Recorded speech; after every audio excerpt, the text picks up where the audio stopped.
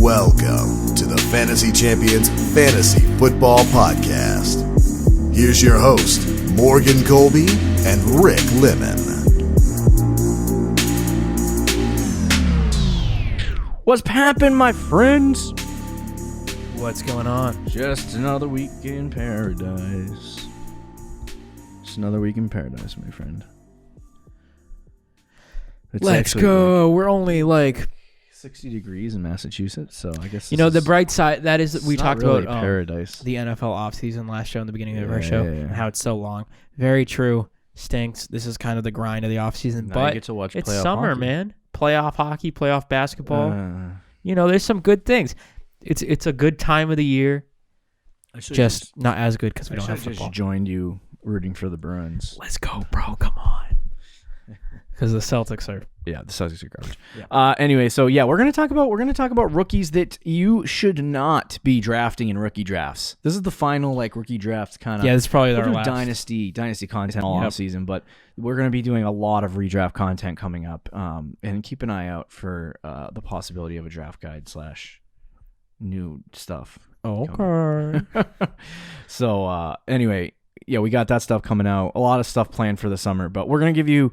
Just as a final, I'm kind of happy to be done talking about the rookies here. We're going to talk about the rookies all off season because I love them. But yeah, it's just going to be. I'm glad to be done with the rookies. So we're going to talk about guys. Do not draft. Stay away from. Don't draft them in rookie drafts because it's a waste of time. Yep. It's a waste of space on your roster. Rick is currently still doing a rookie draft. It's gonna be a 4-day draft, and it's ridiculous. But he's what is it? 30 rounds, 30 rounds, and we're at round 15. How many teams? 12. 12. That's even worse. It's around 25. You'll be confused. Yep. Anyway, so before we jump into the main meat of the show, check out our website, fantasychampions.com. Follow us on any social media platforms. Just type our name in, the FF Champs, Fantasy Champions, whatever it is. If you're listening on any podcast platform, subscribe, leave a review, share it with your friends. Leaving a review is really nice. I mean, we only got 15 total reviews, so you guys should probably just head over there and say, we love you. How do we only have 15? I don't know, because these people are not reviewing. We got views on our channel. 100 listeners per show. Yet only, 10% of you actually left a review. Yeah, leave a review, guys. Come on. Yeah. So anyway, and then if you're watching on YouTube, subscribe, click the bell for notifications, and comment down below. We're going to blow up this offseason. We want to grow this channel beyond anyone's belief, because I certainly don't believe it. I believe it. I mean, I listen to other fantasy podcasts out there, and, not that they're bad, but I think we can... We're better? No, he wasn't gonna go there, but I said. I don't want to toot our own horn, but I think no. I support everyone. Everyone. No. But if you listen to us, you usually will win. Whereas that's all I'm gonna say. I'd say that's fair. Yeah. There's other people who you listen to and you just fail. So, but we're again, really not. I love arrogant. The community. See that? So no hate. That whole new people coming in, they're like, these guys are punks. They're so arrogant. You listen to our other podcasts. I mean, you did just say I don't think it's gonna happen when that's true. Us blowing up. So we're not arrogant. Hey, by the way, one last thing on the review. Yeah. If you want to leave a review and say wow, Rick, you're an absolute genius, and Morgan, you stink. Kyle Pitts is gonna be a top 12 fantasy tight end this year. You can go ahead and do that too. That counts for positive review. As long as you rate 5 stars. Yeah. You can rate 5 stars and then say the rudest thing you can about me in the reviews. Yo, you can even do it with me too. Okay, all right. At least it's a little bit of humility. No, yeah, go ahead. If you can find anything. No, I'm kidding. If you can find anything. Yeah. Wait, didn't I finish dead last in the listener league? Yeah. Yes, you did. Oh man, it's okay. I carried us. I don't even know. I lost in the championship game. It was all my players got hurt. I think is what happened. You did, and then you also stopped. You went 0-3 and just shut it down. It's I'll pay attention this year. So we have a listener league again this year. Yeah. You can bet that Morgan will at least not try pay harder. attention. Yeah. Anyway, so we're gonna pay attention. Totally not pay attention. We're gonna do these do not draft. I'm gonna try to. I like to. People watch more if it's only 15 minutes. So every time I say that, but we only have 10 minutes left, so this might be a 20-minute show. Let's try to make this 15 minutes because there's no reason to talk about Najee for another 20 minutes, like I did last show. Yeah. So anyway, the first guy on our do not draft list, Chuba Hubbard. Now, this might be self-explanatory, but we were in a rookie draft, and actually I've been in like 2 rookie drafts since, and Chuba Hubbard has been getting drafted. And if you watch our mock draft from last week, he's been getting drafted in the 2nd round. What do you? He in our mock draft, he got drafted in the 2nd round, and then we were in a dynasty league together, and he got drafted 205. Was it? Yeah. 205, yeah. So in the comments, let me know if you're a Chuba Hubbard freaking supporter and you're carrying the flag. Chuba Hubbard stan/truther. Yeah, dude. Just jump in the comments and berate me about why he's going to be a good running back in whatever time span that is. I've heard the arguments from everyone. Christian McCaffrey might leave. Mike Davis was really good without Christian McCaffrey. He's a good handcuff. To me, I'm not drafting a freaking handcuff in a rookie draft in the 2nd round. Sorry. Yeah. I don't need a Snickers for that one. I need you guys to stop drafting Chuba Hubbard in the 2nd round. Yep. That's the only thing that'll make that better. Now, look, he, as you said, good handcuff. I'm also trying to make trades right now. If Christian McCaffrey tore his ACL and God forbid, he tore his ACL or something bad happened, he was out for the season. This happened in training camp. The hype. Well, the hype, yes, but where do you think Chuba would land on the season? He'd go. Where did Mike Davis finish? Probably a little lower than that. But top 15? Yeah. Okay. All right. Fair enough. He could finish there. Just the usage ceiling. Is that ceiling really worth it though? But that's if they add nobody. If McCaffrey tears his ACL and it's early enough, yeah, Le'Veon Bell's coming to town or somebody like that. It's not going to be just true. That's the thing. Yeah. And he is a good handcuff. I really do like him as a handcuff. If you have McCaffrey in redraft and you want to spend a 15th round pick on Chuba Hubbard, go right ahead, man. But to spend the 205 in Dynasty and a 2nd round pick. Why are people so excited about a running back that went 4-2-1? I don't know, man. There's just other players out there. Don't draft Chuba. I mean, and let's say you're in a Dynasty league, you already own McCaffrey, you're sitting there in the late 3rd, early 4th. The board's kind of vanishing at this point. Go ahead. Take Chuba. He's a great handcuff. Do you? But if you're taking him at the 2-5 with guys like Terrence Marshall available, guys like Rondell Moore in some leagues, Elijah Moore, what are you doing? Failing at fantasy football. Yeah, don't do it. So here's a big thing. Rick's a Chuba guy. I had him ranked 10, so I'm not a Chuba guy, but you like Chuba Hubbard before the draft. Yeah. There was a chance that he fell in the 5th, 6th round. He actually got drafted 421. So that in and of itself is a good sign that he might have some sort of career in the NFL, and this could be a big steal for the Carolina Panthers. The big problem is they have Christian McCaffrey. And the thing that I have concerns with are not I think if Chuba was given opportunity in a good situation like Carolina, right? I think Christian McCaffrey, something were to happen to Christian McCaffrey and Chuba were to come in, there's a good shot that Hubbard is going to do good. Yeah, be decent. Sure. But I think the biggest issue with him is that the argument. I think the biggest argument that you can make is that because they're not going to split work. They're not going to do any of that. No, so against McCaffrey's right. So if McCaffrey's out there, he might get 3-4 carries a game, Hubbard. But it's just okay, that doesn't do anything for you, and he can't pass catch either. So it's well, I guess he can a little bit, but so it's he's just not going to have that opportunity to do anything fantasy-wise to make him relevant enough to be a 2nd round pick. Now, right. Dynasty, fantasy football, and rookie drafts are all about long-term outlook, so he's going to be with the Carolina Panthers for 5 years, right?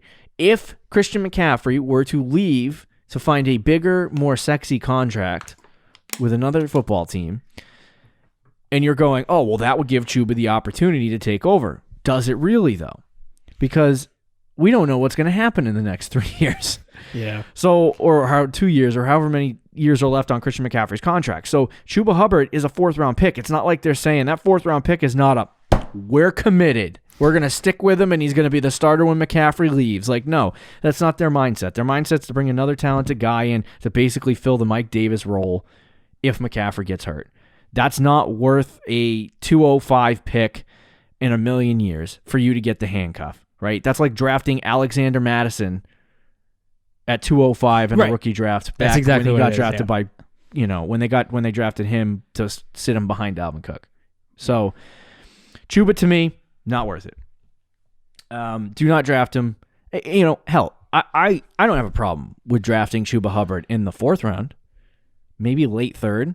You okay with that? Yeah. Yeah. So, but at 205, no, stop it. Don't be bad. Don't draft Chuba Hubbard. The second guy on our list is Kenneth Gainwell. There's another one. I think he went in the 3rd round in our mock draft. This one's a little bit like even 3rd round. I don't do it. There is no future for him in the NFL.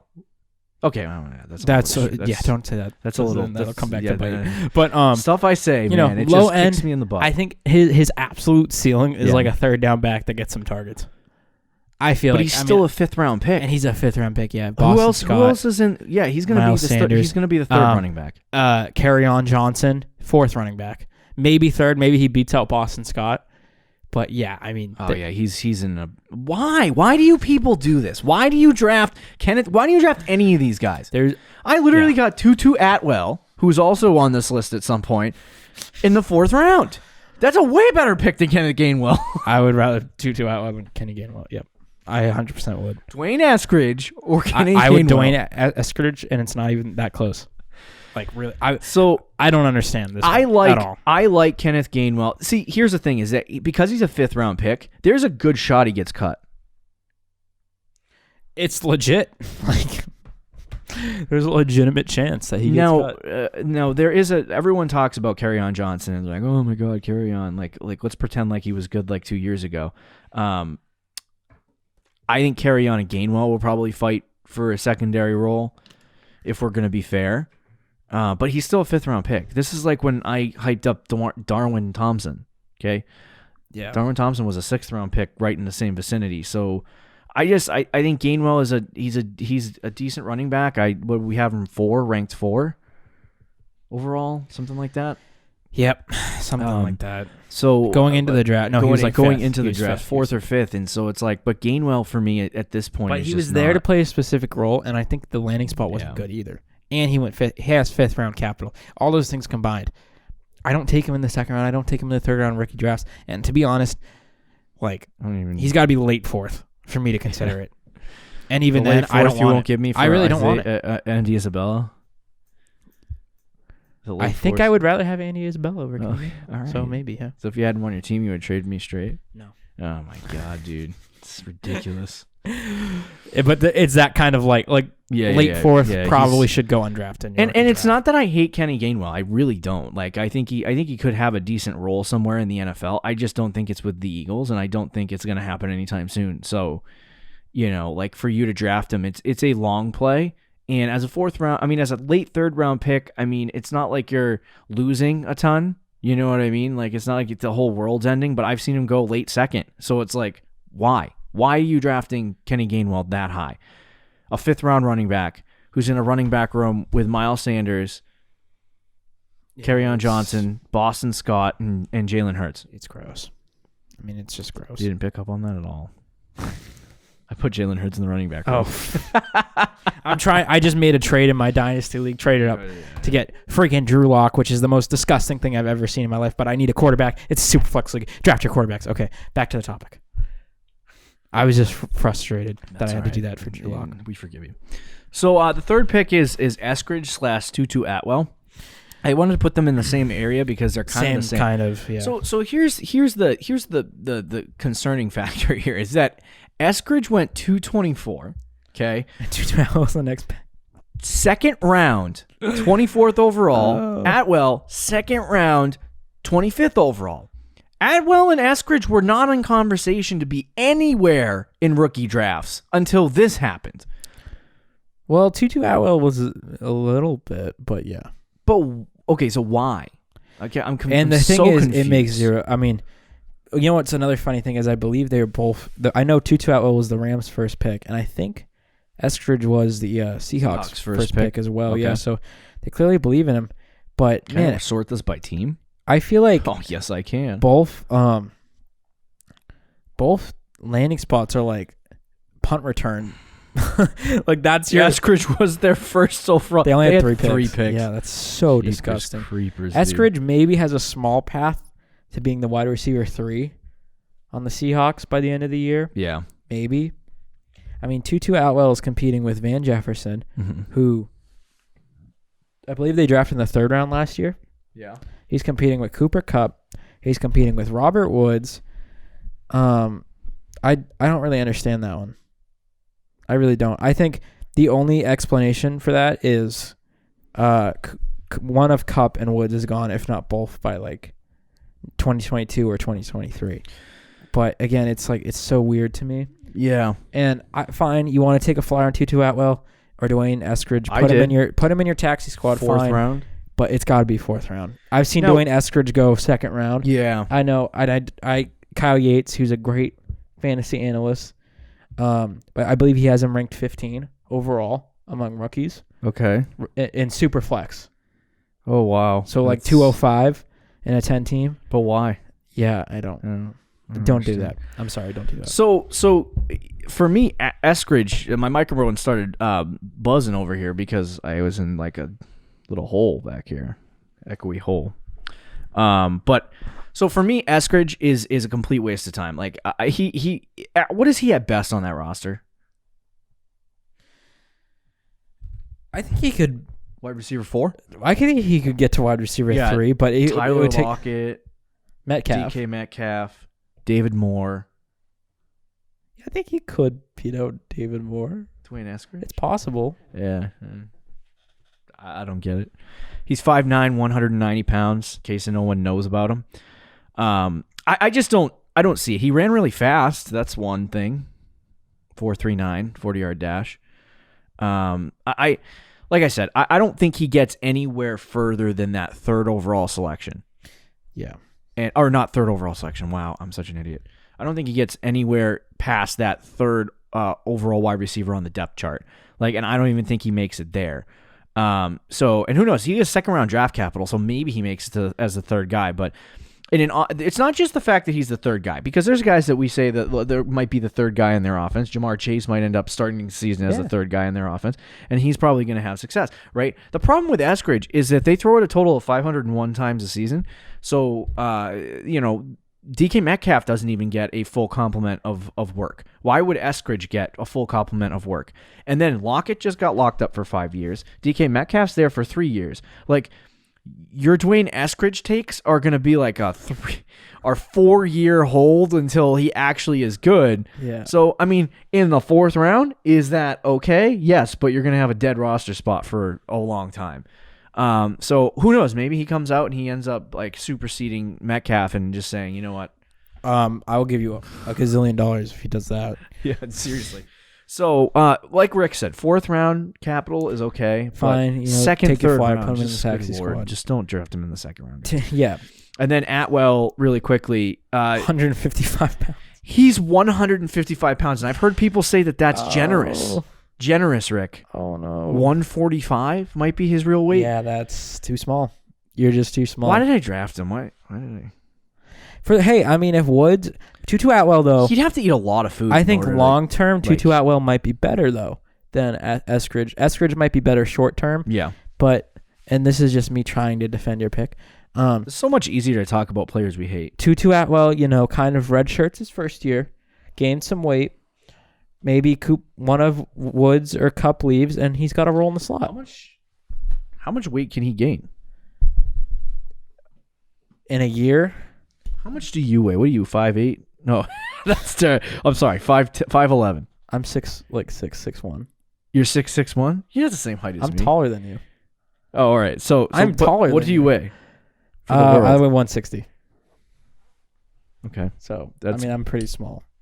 Yeah, so you're about the you adjust the weight score, and you're probably the same size as Tutu Atwell, according to his weight. This is bad though. I know I'm not an NFL receiver though. he's gonna get pummeled. If I was an NFL receiver, I'd have to put on at least 10 pounds. I could see some of the best linebackers in the game just walloping this guy across the middle. He's a slot receiver too, by the way. But he's extremely fast. He's a good route runner. He does a lot of things well, but he certainly does not deserve to be a 2nd round pick. I think of both guys, Eskridge and Atwell, I think Atwell has a better shot at having not immediate success, but like in the first couple years of his career, he has success with the Rams because the Rams will use him in the slot, especially when Cooper. But this is the way that I look at the Rams situation right now. Is it similar to, they're going to pass it more, but they're similar to the Seahawks where this guy probably won't get any kind of work until year 3 or 4. Yeah, exactly. That's how I feel about it. 4th round pick, totally fine. Anywhere earlier, you're wasting your time. Next guy that we had on this list is Kyle Trask. Another one. Not even in the 4th round, dude. In a super flex league, not even in the 4th round. In the same, I mean, if you want to take him like late 4th, fine. In the same, I'm not going to even do that. I would take Mond and Mills over him still. In the same draft that we were in a Dynasty league that is, there's a buy-in, like it's legit, people take it seriously. 205 was Chuba, 26 was Kyle Trask. It's just, what are you doing? I mean, I've seen a lot of drafts where he's the same league that let Justin Herbert go 3-1 to you. Yes, sir. And they took Kyle Trask 2-6. Yeah, exactly. How do we not dominate that league in at least another year? We will, don't worry. We took over horrible, horrible teams. So we'll get there. Anyway, yeah, I've seen him go in the 2nd round, 206. He's usually the first quarterback off the board after the big 5 that I've seen. I don't like that. And Davis Mills should be. It's just because it's only because they're like, oh, Brady's old and he's going to slot into this great roster. Gronk's going to be gone. If let's say that happens. First of all, I don't think that happens. I think by the time Brady's gone, Kyle Trask, they're not going to just hand him the keys. They'll probably get someone else in, and then he'll probably be better than Kyle Trask because I don't think Kyle Trask is very good, to be honest. But let's say Kyle Trask just gets the starting job when Brady's gone. Gronk will be gone by then. Yeah. Antonio Brown will be gone by then. Mike Evans at that point is probably going to be an old man, may or may not be on the team. His great elite weapons will be gone. I mean, he'll still have a little bit of talent around him, but it's not the situation that everybody thinks he's walking into. Yeah, he'll have Tyler Johnson, Scotty Miller, maybe Chris Godwin. So he's got some players, but it's not the same situation that Brady has right now. Yeah, right. Yeah, so I don't understand the culture. I mean, I do understand why people have that mindset, but I'm here to tell you that you're wrong. So if these are I feel like it's the same people who don't like Mac Jones. Oh, man, I don't like Mac Jones. You can't get around in a pie. And then they look at Kyle Trask and they're like, smash the draft button. I need Kyle Trask on my team. I'm like, he's literally worse. He's a worse version of Mac Jones. He's literally Brady. When Brady came into the NFL, a statue who can't run. I'm curious about his 40 time. He's a statue that can't run, but not only that, in his game, and I brought this up on this podcast before, in the game without Kyle Pitts this year in the bowl game, he was an absolute disaster. He threw like 3 interceptions the first half and got benched. He had Kadarius Toney as well. 5'13". Yeah, I mean, he's not going to move. And people are like, oh, he's 6'5", 236. He's probably got a monster arm. He doesn't. I love Brady that ran a 5'2". Yeah, he's like the same as, I mean, very close to Tom Brady's 40 time. He's the exact same thing. He doesn't have a big arm, which, my goodness, he's 6'5". You're like, oh well, people said that about Brady too. Yeah. If you go read Brady's scouting report, you're probably taking him in the 6th round too. Like, Brady's a one-hit wonder. Yeah. No, he's not a one-hit wonder. He's a one-hit wonder for like draft once in a lifetime 6th round pick. Okay, that whatever. turns into the greatest quarterback of all time. But you're not sitting there looking for the next Tom Brady as well, this guy doesn't have a big arm. He's tall and he can't move. I'm going to take him in the 2nd round. To be fair, it was pick 31, so yeah, but 32.